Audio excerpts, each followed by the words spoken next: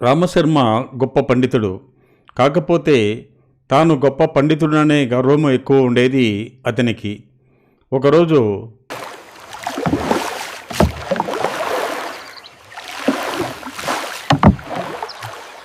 సామి, నది దాటక యాడికెళ్ళాలి. చుట్టపక్కల ఊర్లలో మిమ్మల్ని ఎప్పుడు చూడలా? నాది పట్నం రా అబ్బాయి, గొప్ప పండితుడిని రావు. అందరూ నన్ను పిలిచి నేను చెప్పే మాటలు భక్తితో వింటుంటారు. ఇప్పుడు ఆ పని మీదే గంగవరం పోతున్నా. అక్కడ నాకు సన్మానం చేయబోతున్నారు. ఇంతకు నువ్వేం చదువుకున్నావురా అబ్బాయి? నానేం చదువుకోలా సామి, రెక్కాడితే గాని డొక్కాడదు. బీదోడికి నాకు చదువేంటి? చదువుకొని నేనేం ఊర్లేలా పన్నాం. పడవే నా పెంపచం సామి, అంటే నిరక్షర కుక్షు అన్నమాట. చదువు లేకపోతే మనిషికి పశువుకు తేడా ఏముంటుందిరా అబ్బాయి? నన్ను చూడు, నేను సకల శాస్త్రాలు చదివాను. నాకు తెలియనిదంటూ ఏమీ లేదు. నేనెంత గొప్ప పండితుడిని అంటే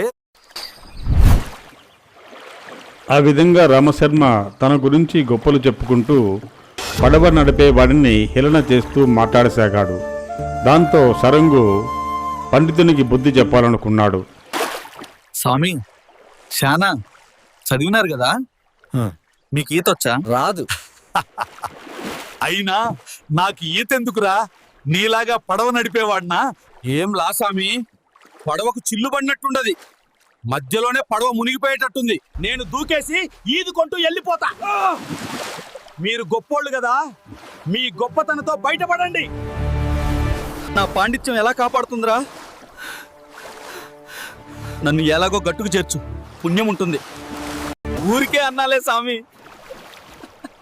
చూసిండ్రా, అంత పెద్దోళ్ళు నన్నే సాయం అడుగుతుండరు. మీరు సానా గొప్పోళ్ళు కావచ్చు, కానీ పడవలో నేనే గొప్పోన్ని. అందుకే అనువుగాని చోట అధికులమని గొప్పలకు పోరాదు.